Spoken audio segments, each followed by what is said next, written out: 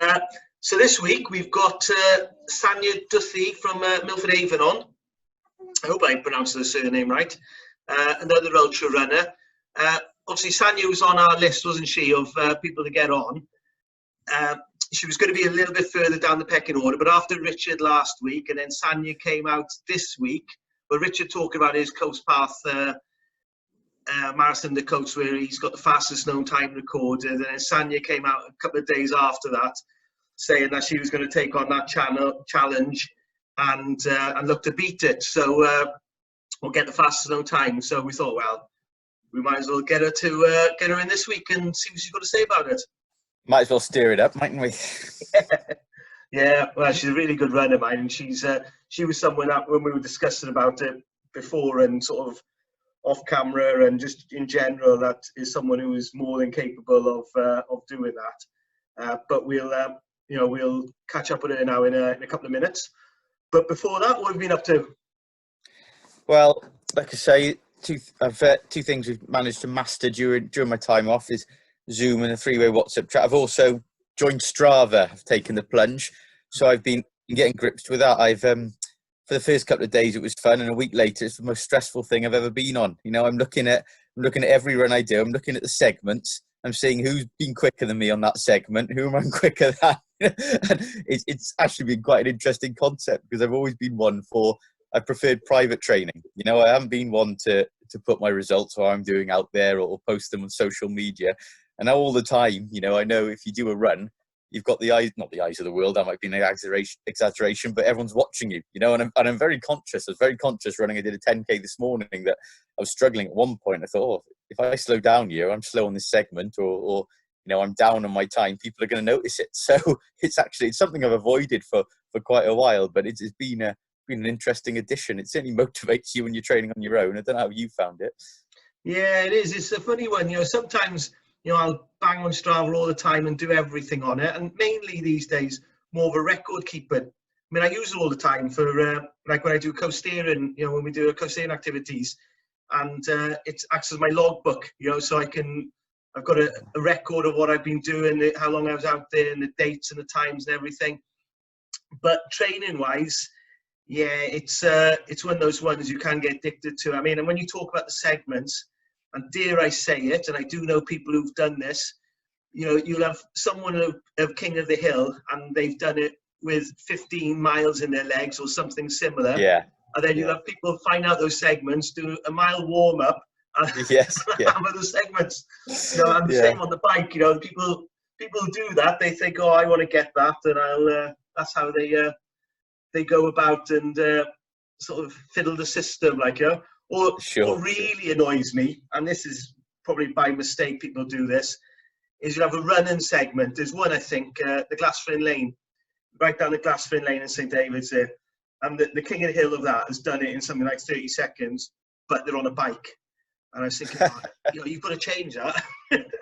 Yes. They have to change their settings. So, but you know, that's how you can get with Strava and how things go. And I noticed you've been, speaking of online challenges, are you warming up for the Ryan Jones challenge this Saturday?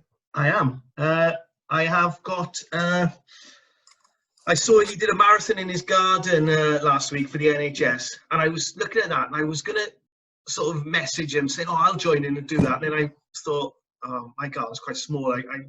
That'd be like a bleak test from hell. So I thought, I'm not going to do that. But then when he came out with the bike one, so he wants 100 riders to do 100 miles on a turbo and raise £100 each. So, you know, it's £10,000 for the NHS charity that he's looking for. So I got the bike out of the shed, as in on the turbo trainer, which I hadn't used, I don't think, since 2012. It's an old version one. I had to set it up and everything, and I got on it, and I thought, yeah, I can do this. So that'll give me something to do tomorrow. Have you gone that distance before? Not on a turbo trainer. I've obviously cycled 100 miles several times. Yeah, I've done it. You have got that under your belt, yeah. Yeah, and I mean, you know, I went to Morocco. We did a mountain bike trip to Morocco in January, and there was some big mountains there and big climbs, and they were all day cycling. So, that's good for the strength in the legs, and there was some hard rides on that. So and as well, like I'm 16 stone, like 102.5 kilos, which is horrendous, really. But you'll be less than that come Sunday. Yeah, when you're out on the bike, if I was going out to do 100 miles on the road now, I'd have to carry that weight up every hill. And the longest on the turbo trainer is just going to be all the legs. At least I haven't got to carry that weight as such. So I should be all right on that side. The only problem is the most I've done on it since my training started, which was like 4 days ago, is I've done about an hour and 15 minutes sat on it, and my backside is killing me, so that's going to be the problem and the boredom of sat there for 6 hours, 7 hours. Yeah. Well, I think we'll get. Should we get Sonya on and see where? Let's get Sonya on. Yes. Without further ado, we've got our guest on this week. Sonya, how are you? I'm good, thank you. Keeping busy in the lockdown, you guys? Well, trying to keep busy, just trying to make things to keep busy. It's a bit of a nightmare, really. What about yourself? You're still working here? Yeah, I'm still working from home. It's not quite the same. Things are getting quiet now. I'm not sure it works thinning out, but we're still getting orders coming in because we supply hardware stores. Oh, yeah. And online orders, so people are still doing their bits at home, aren't they? Sorry, go on. I was going to say, where do you work from, Sonya? I work in Pembrokeshire, down off London Road there, and we're a liquid chemical distribution. So it's quite niche. I hadn't heard of it until I got the job. So I'm desperate for some paint. You're saying people are still doing stuff at home, but just can't get any anywhere. The shops are saying they're not selling them. No, this is more like if you've got like flat roof paints and things like that. It's liquid chemical, liquid waterproofing.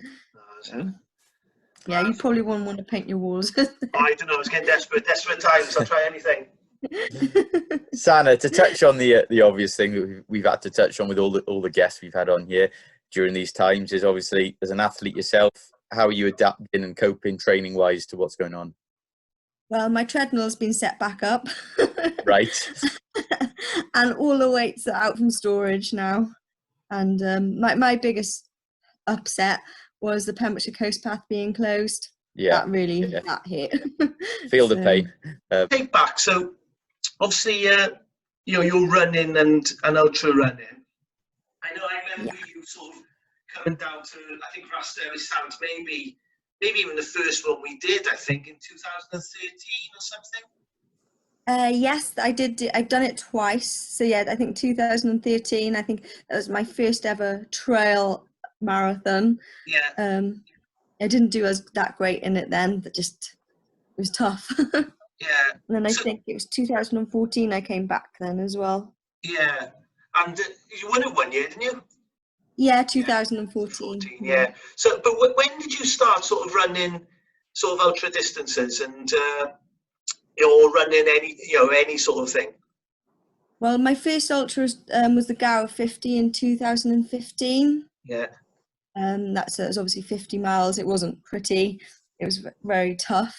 But my first ever race then was a race for life at the one by Skelton Manor. Yeah. That was back.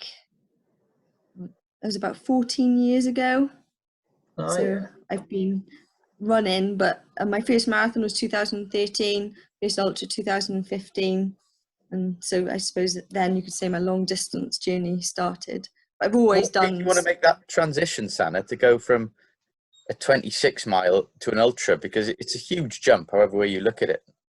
Yeah, I got a good time in my marathon. I got a fast marathon of 3 hours and 10 in Llanelli, and I couldn't push. I didn't feel like I could get any faster. And once you've done a marathon, what other than getting faster, what's after that? And then for me, after that became ultra running, and I just always like a challenge and to keep pushing. So that's why I just just wanted more. So what did you do in the last thing when you said 3:10, was it?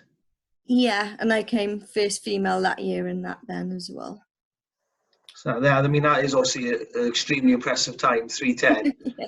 But then to I don't say think that I'd you couldn't get any better, anymore. that you wanted to go more, so you didn't fancy going around the road marathon circuit, sort of taking on and and looking. No. No, I think after, I think that race was like in the April or March or April, and then I went and did the Beast, Kaz's race, and I started running a bit more with Kaz then, and I'd done the Rastawi as well. That's how I like trail. It was something I like, the adventure of it, the technicality of it. It wasn't about running fast. It was just about taking in the view, enjoying it, and then pushing yourself for hills and things like that. So I moved from road, and then once I moved from road, it's quite like most ultras are on trail. Yeah. I mean, I'm just I know you got a few. Sorry, just going to guess your age here, sort of thing, or not. You said you were 14 when you did Race for Life. Sorry, it was 14 years ago. Yeah. 14 years ago. How old were you then? How old? You don't want me asking. I was 18 or 19, so I'm 32 now. Yeah. So 18 or 19, and did you do any sort of running or in school? Were you athletics or cross country or anything like that? I was okay at cross country. I did sport within PE, and I was good, and I enjoyed sports then. I always enjoyed it. But I never did any like after school, which my parents are quite ill when I was that kind of age where you probably would start getting into it competitively. So I was there for them more then. Oh, yeah. And then when I went to college, there was a gym there, and I was in the gym a lot then in my free time. And I just enjoyed the feeling, like the buzz of working out or running. I just loved it. So I did a bit of netball. I've done a bit of like boxing, but I didn't want to get hit in the face. That doesn't really work. So, and then I like running. It's something you can do on your own, and you can do it with friends as well. Yeah, that's quite interesting, Sanna, because a lot of people and athletes who we speak to, obviously they've had their particular sport ingrained in them from a young age, and have been. Yeah. I spoke to, for example, an endurance athlete this week who said she'd been hammering it 12 months since the age of 6 or 7. But yourself, you're very much different to that then. It's almost something that you fell into, and through your own experiences you picked up and then moved on to, I wouldn't say later life, but certainly, post school and things. Yeah. I mean, when I was a child, me and my dad were always out walking the coast path and always down the beaches and things, although he had to piggyback me back in those days. But yeah, I didn't do it competitively in school. I think I found it because I needed to find myself, and then doing that, it was something that made me choose like a good path in life, and I've met some really inspiring people, and it's taken me beautiful places all over the UK. I was planning my first abroad race this year, but that kind of got changed for me. But yeah, I just love the people I've met and the places I've been because of it. Yeah, that's fair enough. You would you call it? Obviously you took that step into the ultra world, and it's fair to say as well that you've done quite well, very well. I mean, I've seen some of your results. I know you did a race with Chrissy Wellington was in it. Yeah, the Endurance Life in the Gower in November. So I came third, but it was against Beth Pascal and Chrissy Wellington. So I didn't mind coming third to them. I was thinking that. I saw that, and I was thinking, well, to come third behind those two, obviously Chrissy Wellington is an Ironman legend, winning sort of 7 or 8 times in a row. That's off the top of my head, those figures. But what was the other girl who ran it as well? She's Beth Pascal. She came 5th in UTMB as well, so she's like 5th in the world, and she's pretty amazing, and she loves her dogs and being outside as well. So, but no, they were something else. I was with them for like maybe half a mile, and they were gone. They were just, but it was good, a good experience. I relaxed off a bit then once I realised I wasn't gonna. How many miles was that over, Sanna? 32 or 30, 32, I think it is, their races. And what's the most you've hit in an ultra race? 100 miles. Well, it was 102, but they call it 100. This is almost 2 miles. A fast event. After 100 is a lot. I mean, this is a fast event I'm really interested in, because obviously you can run your standard half marathon or your marathon or your coastal path marathon, in your case that you've just spoken about with Finton there. And, you know, not saying it's not grueling, but when it's an ultra marathon, you add so many more things into it. You add the sleep deprivation, you know, the nutrition. You can't go 100 miles without eating properly. You know, you might snack along the way in a normal marathon, but it's a total game changer. What did you find the most difficult transition was from your standard marathon, 26.2 miles is not to be snorted at. You know, what was the main difference that you had to almost add to your repertoire to go up to these distances until you're hitting now 3 figures, you know? The first 100 was very much a big learning curve. You can read as much as you want about it, and they'll tell you need to, obviously the main thing is to keep eating and drinking as well. But it was a learning curve. It's just the biggest thing is just to be on your feet. It doesn't even have to be running. Just getting the miles on your feet beforehand is important. Just drinking, but I had to take on a lot more electrolytes than I ever would have been in a marathon. You even if it's not that warm, the way your body sweats and the amount of muscles that you use, you're using your muscles for a long time. I think up to 10 hours, you're kind of all right. Anything after that, you need to just eat. It's just eating is the main thing. And do you sleep from mile 0 to mile 100? No, so when I first did it, the first time took 27.5 hours. I was pretty tired on that one, much more tired because I was out for longer. And I was tired, and I did feel it. But as soon as the sun rises again, you know, when you go from night to day, it literally does make you feel more awake. It's quite a weird feeling. I've never done that. I've never been awake for more than for 24 hours in one go. And what about pre-race then? Because we talk about tapering and nutrition and things like that. Like, how much are you stocking up, you know? Yeah, you just I try to, it is basically you don't carb load the day before. You kind of just make sure you're never hungry the week of the race. You don't ever want your muscles to be depleted. And I drink so much, and I drink electrolytes every day then for the week of the race, just to make sure you're all all your potassiums and salts in your body as well. I drink a lot of tonic water as well when I know there's a race, help prevent cramping. And 2 days before, I'll take salt tablets. Then I have a massage. I'll have a good one 2 weeks before a race, and then maybe 2 light ones. Then so a hard one on the 3rd week, a light one on the 2nd week, and the week of the race, a light massage again, just to make sure there's no tightness. And sleep is the most important thing. Make sure I get at least 8 hours of sleep every night for the week of the race.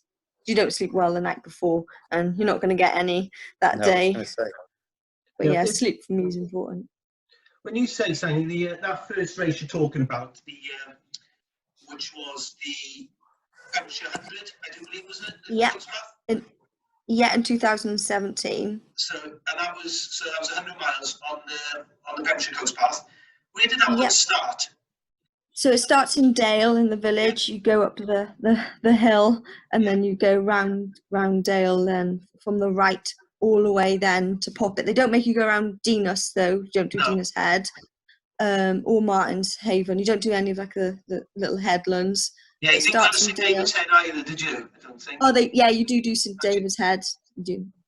Yeah, the first time I kind of got that wrong. The first time I did that bit, but you do St David's Head, which is halfway actually. Yeah. And then you finish in Poppet. There's a little church hall, so you go all the way up to Gate 1, down past the car park at Poppet Stands, and into the village. Yeah. And there's a little church hall there, and it finishes there then. Because I think I remember you ran that one with Helen Patel, didn't you? Yeah, so the first time me and Helen did it the whole way, we talked the whole way around. It was great. Yeah. And then the second time I did it was on my own then. Because I think I remember seeing you down in White Sands. Yes, you did. Yes. Yeah. I remember that was looking quite fresh. But I was thinking that obviously that was 27.5 hours for 100 miles, which is incredible. Am I right? Were you the first females in? Yeah, we were first females in, yeah. Yeah, and then, so the following year, you do the same Yeah. run. And what Yeah. time did you do that in? 23 hours and like 4 minutes, I think it was, and I came first overall then by quite a few hours. I mean, Yeah, 23 hours for 100 miles on the coast path. I mean, I was trying to work that, so that's about 4.5 miles an hour. Yeah, I started off a bit too quick, and then I slowed down about Newgale, so about quarter of the way in, because I'd realised how far ahead I was and ate properly and things then. And I thought when I got to Portdowie, I thought somebody had overtaken me. Obviously, I was very tired by that point, and because I seen 2 women ahead, but they were doing the multi-day course, so I started to speed up again to Fishguard. Your mind plays lots of tricks on you, and then I finished quite strong. Then it was pretty epic. It went perfectly, but it was a long time on my own. I mean, that is. Carry on, no, you go, Fraser. Yeah. I was going to say, myself and Fintan, we've spoken quite a bit on this podcast with people and ourselves about, things that motivate you, and you really have to dig deep.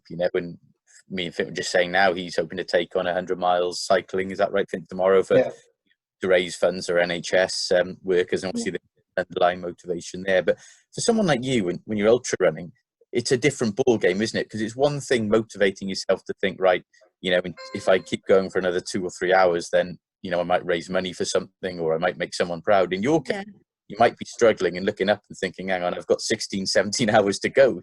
Yeah. You and other runners, what keeps you going deep inside then? I break it down a lot. I do a lot of maths, like counting miles, how long I've taken to do, how long to go type thing as well. And I do little things like a reward, like if I get to X by a certain point, I can have my nice gel or stuff like that. Right. But when it's very different, like when that 100, I was first from the beginning, and the thing of wanting to stay first made me keep pushing like that. And when I got to the Iron Bridge in Newport, my partner Andrew was there, because we'd been he kept me company through the night, because obviously I was on my own, and he's like, you can do an under 24. I was like, can I? And I was working it out, and the sun rose, and it was the horses, and it was like a silhouette of them, and it was amazing. And I was like, well, if you don't go now, you're gonna have to walk back the whole way, because there's no other way inland. I just started to run, and he couldn't keep up anymore. And I was just like, I have to do it. I cannot slow down. I have to get off Newport Head and be at Poppet Sands by I think it was 7 o'clock. So I had half an hour then to get from Poppet to the finish to do it in the under 24. I was going to come on to that. So someone like yourself who's now in a position where you're competing at, for high placings in these races, exhaustion doesn't take over, it seems. You're always aware that you've got a chance to win it, or you need to stay ahead, or you've got someone ahead to catch up with. With maybe. Yeah, it's just, I didn't even feel tired at that point. The checkpoint wasn't ready at Molly Grove, but luckily my dad had driven there, and he chucked a load of gels at me. I didn't need water, so it was fine, and I didn't even have to stop. I think sometimes stopping too long at feed stations if you gave yourself time to think you were tired, you would think you were tired. I just don't allow that time. People like you are a nightmare for organisers, because you put down aid stations, you think, right, I'll set this one up at this time, and then someone says, oh, you've got someone in the front, they're almost there, and you're thinking, how are they there so quickly? So I have been told that quite a few times. I kind of take it as a compliment. Well, it's a massive compliment, but I mean, it's interesting as well, just to hear you say that you were in the front, and you wanted to stay in the front all the way. Because, when I always speak to you, you're always bubbly and seem easygoing, and you say quite a bit, see on social media and stuff like that, you do your running, you didn't mind that there's no events on this year, you do your running for your own well-being and your own, sort of, for your own, I think health and well-being, you were saying, and it's not really about competing. But then to listen to you there, you've obviously got an extremely competitive edge to get yourself in front for 100 miles. and to want to be there, and then to want to go under 24, and then to give yourself another half an hour to get to pop it. So there is obviously something else driving you.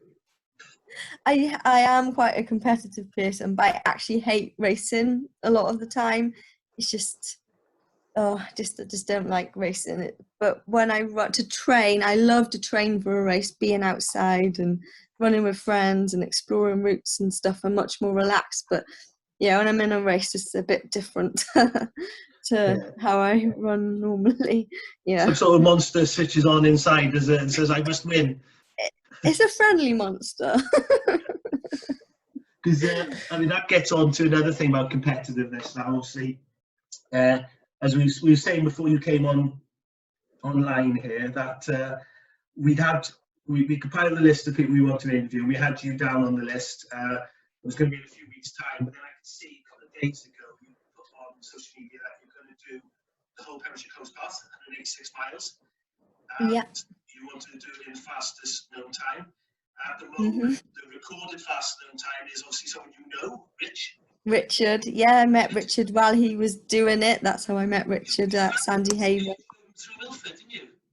Did you? Yeah, I ran with him from Sandy Haven to Ven Farm. Then I went for a run from Marlowe's, and I was running home, and I seen some tired guy in the Sandy Haven woods, and I was like, "Are you doing Finton's event?"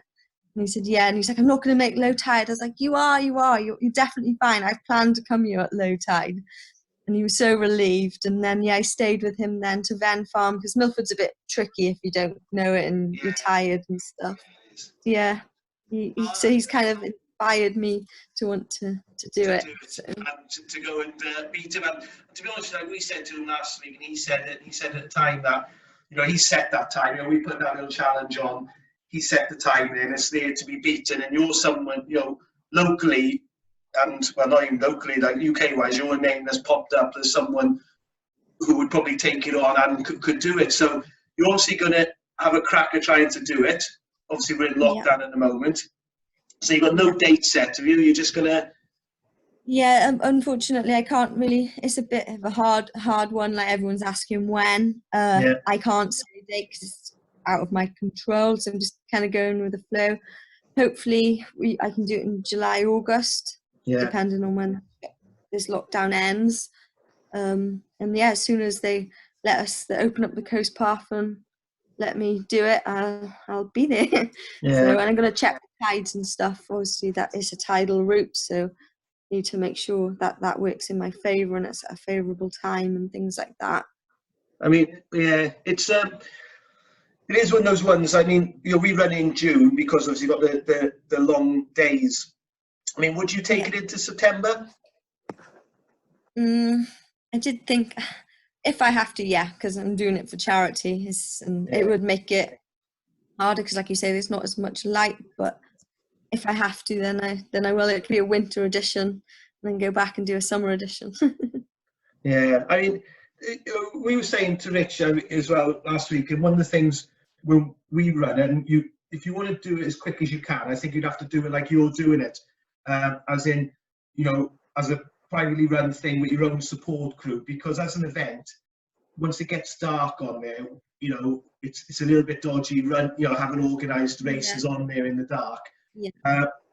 So I take it, what's your, you obviously give away your game plan now. Have you got a game plan for this, or how are you planning on staging? I'm going to take advantage of my competitiveness. That's why it's the fastest known time. If I could have as long as I want, then you just do it as a jolly and stop for ice creams and things like that. So I've got my dad's gonna kind of be my support van.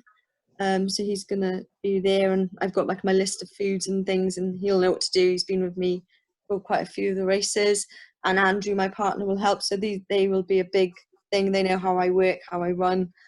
And then of friends, and obviously I'm inviting people if they want to come run a few miles, like a Paddy Buckley. I don't know if anyone's heard of Paddy Buckley rounds. So you obviously have a challenge, you have to visit peaks in 24 hours. You just have to do it in those things, and you can have people around you and help you. So I kind of want to do that, so that means anyone can go do it at any time. My aim is to get from Newport, then Poppet Sands, to as close as I can to Sandy Haven. low tide be early morning, so I do sleep over that night, and then I kind of get as far as I can then from Sandy Haven all the way down to Amroth, hopefully only needing to sleep once. So you're looking at the breakup would be a Sandy Haven. That'd be your rest stop. Yeah, that's my kind of thinking. A lot of that is I'm starting kind of in unknown territory in Newport. It's not my most known section of obviously I've done it all, but it's my most unknown run into Nome, to some of my favourite parts. And then I'll be starting again the next day on a very well-known section because Sandy Haven's only 2 miles away from me. And then running, and obviously Tenby and all's not too bad angle. I just thinking angle now, entered that the weekend before this lockdown happened. They're going to be tough. Oh, Angle to Freshwater West is a killer. I got my dad to drop me at Cleddau Bridge the other Sunday, and Andrew to pick me up at Fresh West. Oh my God. Yeah. I forgot how brutal that section is. It was like 24 miles I did in the end. Yeah. But no, good run. I mean, Sanna, you talked about when you were younger and with your father, how you got in and fell in love with the coast path, so to speak, you know? And obviously, for something like that, and you know, the coast path, without doubt, you've got a lot more interesting features there than just running on a basic road. I completely agree with that. But it's also so much more hazardous. You know, you can go from one day, you can run it on perfectly clear day with no wind. Next, you might go down there and your time is added on minutes by a stiff breeze and so on. Obviously, you've got the issues with the terrain, it's rocky in parts, you know, keeping your balance. Are those sort of challenges you relish? Because obviously, if you go, I love that. That's something that's going to hit you tenfold, isn't it? You know. Because sorry, my dog's trying to come in the camera now. No problem. I'm trying to keep my kids out of the bedroom. It's equally as I think that's why I love it. I mean, no matter how bad of a day you're having, if you go out on a windy, stormy day or on a tough section, you no longer think of that, and you realise that it just clears your mind, and then you can handle whatever bad situation that you're going through that little bit better. I mean, I run in every storm. I always head to the coast in every storm. Might be different if one happened now, but I always go out running in every storm. It literally makes me feel alive. It scares you, but after you've done it, it's just the best feeling. So the tougher the conditions, the bigger the challenge. Is that how you see it? Yeah. Because obviously something like this, where there's a record at stake, ideally you want to have in nice conditions as possible, don't you? Yeah, I mean, I'm not gonna go do it when there's like a storm calm or something, unless the wind's behind me. Behind you, yes. But no, to do it, I will obviously want easier conditions. But I'm choosing a harder course to try and do it on, because that's the technicality of it. You know, the hills and the elevation and a little bit of danger. You gotta love it. I mean, you talk about the 100 mile you did, and you look at the timing of that, and it's absolutely phenomenal. And you think, that's great. And then you look at the whole coast path as 186 miles. It's almost double that again. It's so. I mean, looking at resting up and stuff else, you're going to have to stop and rest somewhere, and whether that be for an hour, 2 hours, or whatever it is, 5 hours.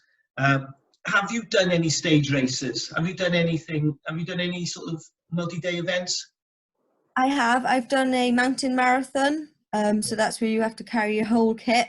And it's a lot of map reading. So I've done it up in the Howgills near the Lake District. Yeah. So I did an A class, which was my first ever one, was an A class. So it was quite tough, and you don't know where you're going, because you're not given your map until that morning. So the first day was 20-something miles. It was really hot as well out in the Howgills. It was like 8-9 hours. Then you have to camp up and have all your food, because you have everything with you. And then you set off the next morning, and it was only 6 hours the next day then. So they've done that multi. But that's. You say only 6 hours the next day. I mean, the hardest bit is getting up and going again, isn't it? Once you're into the swing of it, your legs start moving again, and your mind switches back on. So. I ate so much that I didn't have any fatigue. I just kept that night. Kaz has done quite a few mountain marathons. He's very experienced and taught me so much. I just ate. I didn't care if like no thing of thinking, oh, I shouldn't be eating all this. I just ate, and it made such a difference. I think we all underestimate, and I think a lot of things with women and people who are always on diets and you should always eat healthy.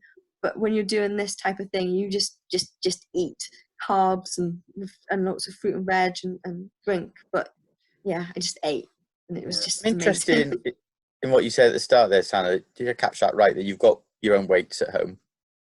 Yeah. So for someone like yourself, where it's so endurance and stamina based, what weight routines would you do that benefit you, and would they help when you've got something like this marathon Dakota or this 186 mile, when you have to carry loads for that, or is it more a case of building strength in your legs? No, so I didn't do any weights for a while. I've always dabbled in and out of the gym, and then I got just into running, and I ran fine for 2 years, minimal injuries, nothing too bad, and then I kept upping my mileage, and things kept breaking a little bit, the odd like tight hip or things like that, and then I got a heel injury after I did it in 2018, and a lot of it was just no maintenance, just hammering yourself all the time. And when I looked then about how elites are like that bit better than us everyday people, they go to the gym, they lift weights, they do that. That's the difference between them and us, really. So I do a lot of deadlifts, squats, single leg lunges. I do quite a lot of my back as well, because carrying the packs, shoulders as well, because you got to use your arms. And I'm quite lucky. I got quite strong core and a strong muscle set anyway, so I do gain muscle really quickly. So you're talking lightweight with a lot of repetitions?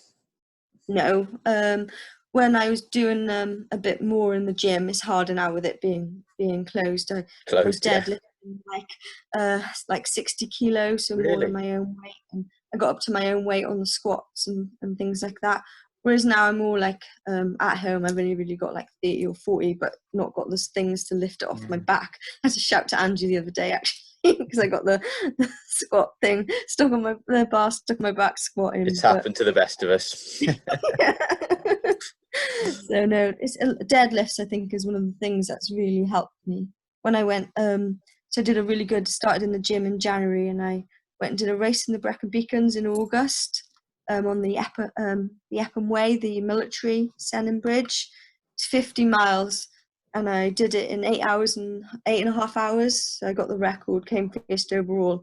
The difference in having that stronger muscle, I felt it. It was really made such like the power ratio and lack of fatigue then. See, that's a really interesting concept, because I would always automatically associate, when you're talking about athletes, the longer the distance they run, the less emphasis on the weights, but obviously it's the two go hand in hand, whatever. Running's first. I mean, like 90% of my training is running, but you only need to take a day or 2 days to do, an hour a week, or an hour and a half a week. You're not talking going to the gym every night or lifting stupid amounts of weight. It's just upgrading your system. Popping up your strength almost. So coming on from that, I know that you, over the years, you put a lot of emphasis on massage and physio work. In fact, I believe, correct me if I'm wrong, you have some sponsorship deal with a physio group. Is that right? Yeah, with Pembrokeshire Massage, Dowie and Camrose. I've been working with Dowie for 2 years now. So explain just how critical that is, because obviously someone like yourself must pick up so many little niggles and aches and pains from the distances you do. How much emphasis do you put on that? Just almost, not always for repairing, for maintenance as well as repair, if you like. So I don't have to have it for repair anymore, although I might have to after this quarantine. Yeah, we'll see about that, I already feel a bit breaking now, but I try to have it every 2 to 3 weeks, just while I'm in training, and when I start to race, then I have them a bit more because I'm pushing harder. But it keeps me going. I don't have to have so many rest days or injury days. I don't get any of that. I don't have so much heaviness in my legs. It just keeps that away as well. I mean, my back gets quite stiff from carrying the backpack all the time, so that helps a lot with that as well. And it helps with your mind being taking that hour to relax as well. I mean, we're all kind of stressed out working, or am I hitting miles and things like that. and just to have that hour of that self-care, I think is really important as well. Yeah, it is that this, it's all those little things there, which are the fine margins, and make sure you have plenty of rest, you're eating well, and so on top of your training, it's adding in the strength training, adding in the self-care of your body with the massage, and adding in, make sure you get enough sleep and enough rest as well.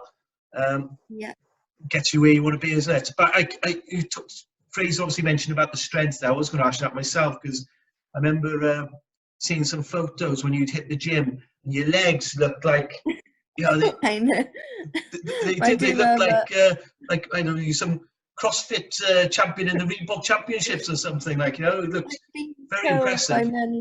Many of coaches that I'm quad dominant. I'm like, I don't need somebody with a degree to tell me that. I think my quads tell me that. I'm very quad. So that's obviously deadlifting and squats and stuff. And that sort of and high mileage as well. Just because I'm quite short as well. I tell you what, it's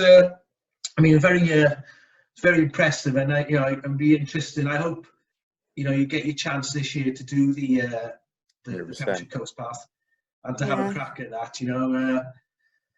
If it has to be pushed on, it has to be pushed on. It's just another thing to overcome. But hopefully, at least when things ease off and it's open, you can go and do it, can't you? Because you're not. Even if we still have restrictions regarding social distance, which I guess is going to happen for quite a while, obviously I'd have to maybe check, but I don't see why I still couldn't do it, because I'm doing it on my own. So I would guess it might be okay, but if it's not, I'll just get the fastest known time winter edition. What would you? I'm intrigued now. I'm still digging into your plan here for this. How long would you look to rest for? So I'd probably keep going until it gets to dusk, enough time to set up, and then sleep until dawn then, and then go in the light. Try and do one thing I learned from my 100 is you can't cover as much time when it's dark and when you're tired. You may as well, through the night of both 100s, I walked the whole time. I remember trying to run at one point on the second time and tripped, and it just scared me, and it's just not worth it. You don't gain much by trying to run in the night. You're better off resting and eating and being fresh than when dawn comes. Yeah, because to clarify that obviously as well, when you did the 100 in 23 hours, and even the 27 and a half hours, both extremely impressive, you would have gone overnight then. You'd have kept moving. Yeah. And that would have been at a walking pace. Yeah. I wanted, so Fishguard was a 75-mile where we were allowed to change. Yeah. So obviously the temperature does drop even in the summer considerably when on the coast path. So I didn't quite get to no, it's not Fishguard, so it's Goodwick it was, sorry. I didn't quite get to there before night started. It got dark, I think I was about 3 miles. So I tried to keep running until I got to Goodwick. Because there's all these things in your head, you say what keeps going and you have your time scales. So I tried to get there before it got dark, so I could then walk out of there with warm clothes, with all my fresh food and things like that. I didn't quite make it, and there's some seals on the beaches making some noises. I tripped, and it all got a bit spooky. So I decided then I'd walk, and then I ran when it hit on tarmac. I ran, then I freshened up, and I just walked then from Goodwick until I got to light then. And there's just no point running. You just may as well eat, hydrate, and then you're good to go then. Keep moving, but that just goes to show how quick your movement time must have been for the rest of the distance when you're walking through the night. It's extremely impressive. So I don't know. Obviously, you're saying you're 32, and if you're looking at the worldwide scenes, you've got Courtney Dauwalter. Her name. She obviously I was watching something with her, and she did a 250 miler or 238 miler in the Utah desert, and she was the first winner. I think she won that by 8 miles. Sorry, by 8 hours. She was 8 hours ahead of the next person, and she said that she slept for 20 minutes and then she had 1 minute sleep. which refreshed her. She just lay down. She fell over tired. She was with a pacemaker, and she said, "Give me a minute." And he timed her a minute, and she slept for a minute and got back up and went again. I mean, are you looking at that extreme sort of stuff? Yeah, I think I kind of am. I think we all think we need sleep, but we don't need it as much as what we always think. It's more fuel. It's as long as I keep eating, even if I walk and eat, as long as I like you, I'm gonna need so much food. It's gonna be phenomenal. But as long as you keep fueled and hydrated, you can go a lot longer than what you think you can. Yeah. I mean, when I did that Howard Girls, I barely slept that night in the tent between like people snoring and just being in a tent squished up with cars. You know, we had one tent between two people. Yeah. I barely slept. I got up that morning and I was walking to the toilet. I'm like, I'm never gonna run. I've had like 1 hour's sleep. I'm sunburnt, but just ate my breakfast, had my porridge, had coffee, and I was good to go. And then I was fine and I was buzzing. And then the next day we went up Stridon's Edge and Hell Evans. You know, so we did 3 days of up in proper mountains. Yeah. And it's just, and I thought I wouldn't be able to do that, but if you keep going and put your aches to side, you know, obviously any proper injuries you have to address, but sometimes I think our bodies just ache just because our mind gives up rather than it actually being something wrong. Sanna, you mentioned earlier that this benefits your own health and well-being, and it's just as much about that for you as it is picking up awards and trophies and completing distances. Am I right in thinking that this, the hours you put in and all the miles on the coast path and other terrains and so on, it's something you need to do personally for your own sense of fulfillment, as well as the competitive challenge of winning or certain things? Yeah, I would give up racing or winning anything just to be able to run and keep up this. To me, it's a lifestyle. It's me. It's not something that I love it with my whole body. I'd rather go on that coast path every day than to do a race. It's just But racing is just something that I think all of us runners just need to do sometimes, just to see where we're at and to keep us pushing. And and I understand that some people love racing and they have to have a race to be able to run, but I can run without that. I like inspiring other people and taking photos for people that can't go out and see it. And just for my mind, it's just, as soon as I was in a dark place a few years ago, and I started trail running, and it helped me so much, as well as my dog, my Cocker Spaniel. But it's just something that I love to do.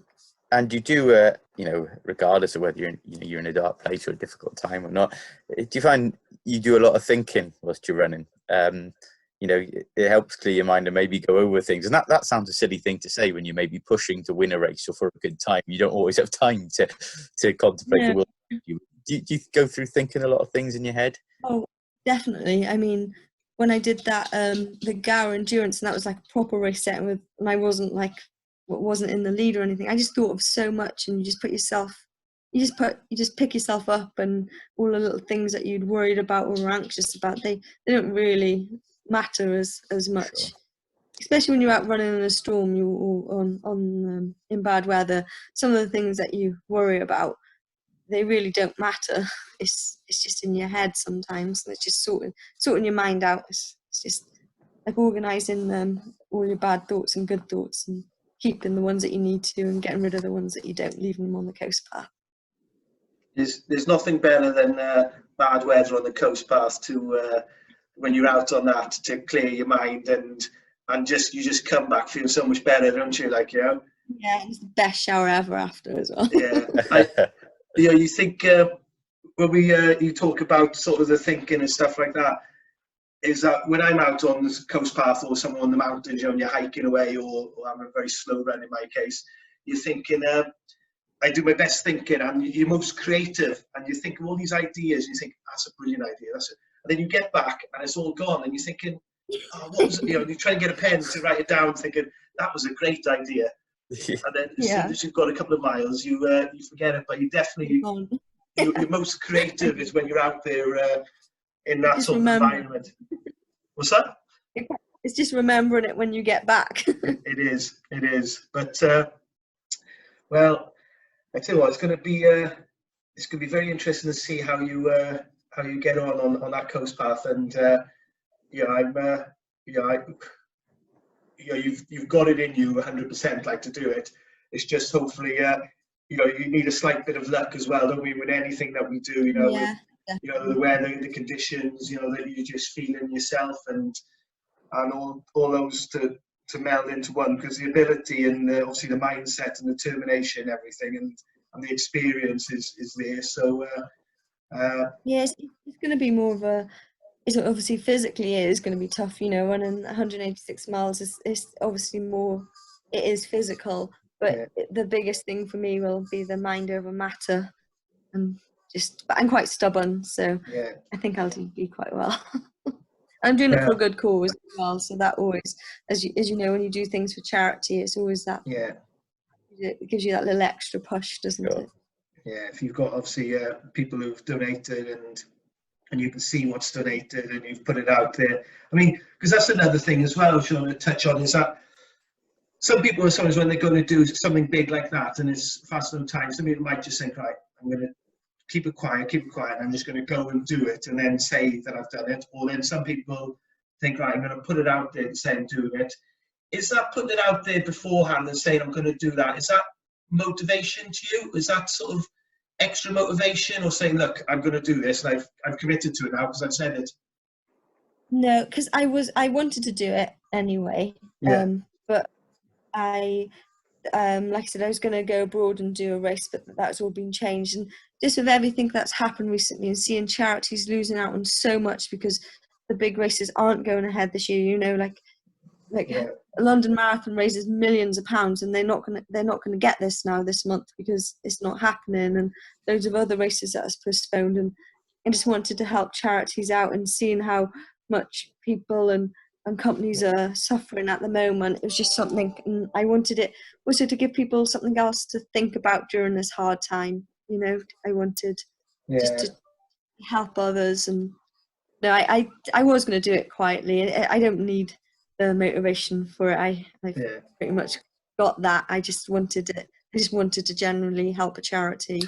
Oh, that's that's fair enough. And you mentioned London Marathon. You've done the London Marathon, haven't you? Yeah, I hated it. But yeah, I have done it. I did it once. And don't get much space to gather your thoughts there, do you? Yeah. Oh, it was like surrounded by people, but yet so lonely, and it was just, I didn't like it. Sorry, everyone that loves it, but it's not for me. Yeah. You'd rather be by yourself for 100 miles with just the sea on one side and hedges on the other. And a scary seal up at New Fishguard. I know where you mean there, that beach. All right. Just before, anything else, Fraser, on that? No, just to say, it's been really interesting actually to have you on, and it's opened my eyes to a lot of the training concepts that an ultra runner or a marathon runner go through. The things like incorporating weights and everything, and the pre-race nutrition. It's been fascinating, and like Fitton said, I wish you all the luck if you do go for this record. Thank you.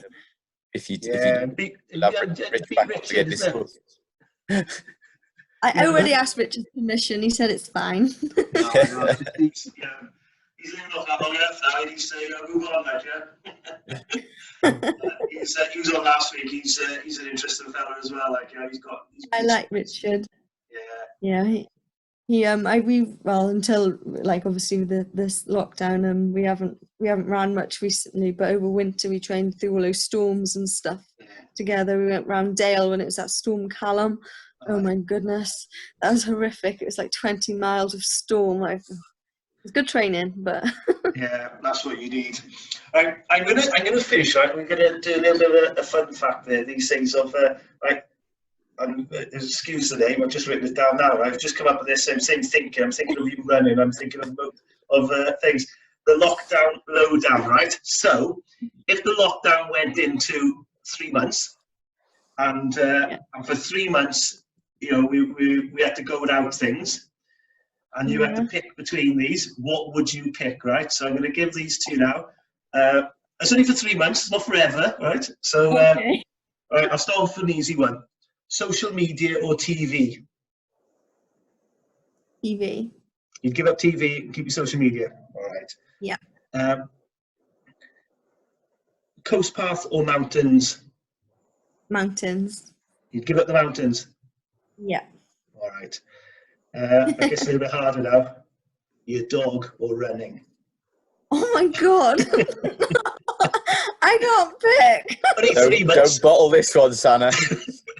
Oh my God. Only 3 months. Well, I just can't pick, and they're like sat by me. What about if I can like just get rid of one dog? Oh, you wouldn't pick one dog. That's a bit mean, isn't it? Yeah. Or can we just like do guinea pigs all running, and I'll pick guinea pigs? I did have guinea pigs because I knew you had a guinea pig as well. Yeah, guinea pigs. You'd give up your guinea pig, would you? All right. This one's a bit easier. Your partner or running? Only for 3 months. Andrew or running? Just for 3 months. Well, I'd have to self-isolate because I could be at risk if I was running, so I'd give up Andrew. Just for his own good. Just for his safety, Yeah. is it? That sounds selfish. I like that. You turned that round well. And, all right, we'll leave that one there then. I don't like that game. Yeah, I know. But there we go. Right. So, anything you want to add?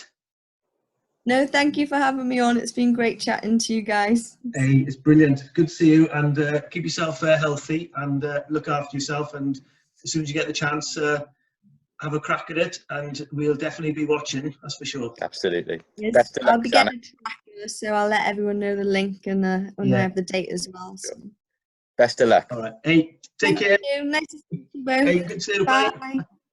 Yeah, just to wrap it up, I thought she was fascinating. Actually, it's very rare. We see a lot, and you will see a lot about people who maybe get to their 30s, 40s, 50s even, and then take to endurance events, as something new and something they've never done before, and they love it, But it's very rare you get someone like that who hasn't had it ingrained in her from a young age, wasn't obsessed with running in school or anything like that, to then pick it up in later life or post school and go on to be that elite in it, And I think it's a pretty selfless attitude that she has there, because it generally seemed to be more about her own self-fulfillment than it is results. And I know she's obviously competitive, but that actually really took me back when you asked her about the trying the coastal record, that she'd happily go for it in September. Now, on the face of it, to me, if you're going for the record, September seems like a very, very risky time to take it on. If she can't do it June, July, early August, the sensible thing for me would be to put it back, prepare properly for it, and then have a proper crack in June, July. But she's obviously, it's obviously not a case of everything has to be perfect for her going in. She's prepared to try it in conditions which aren't going to be ideal. And I think almost like a quite unselfish act, you know what I mean? Yeah, it is. And I think with that, if a lot of us were to have a go with something like that, and haven't done the whole coast path, it could probably knacker you up for a while. Like, even Richard said, it took him 8 years out. I think she probably, the fitness and strength that she's at now, she could probably have a go at it in September and even and if it didn't work out because of the lights or the weather or anything like that, probably still could have a go at it in June. I think she's sort of that sort of fitness and her fitness and her health at the moment, and I was saying got youth on her side as well. So that's it. Be interesting. We look forward to seeing a challenge, definitely. Yes. Strange. Right. Well, we'll stay safe. We got through Zoom. Yes. Yeah. I think it's worked out. It was worked. Right. We're all learning, yeah. We're all learning, and we'll see you next week. I'll speak to you good luck. Good luck tomorrow. Oh yes, thank you. Yes. See you later. Bye.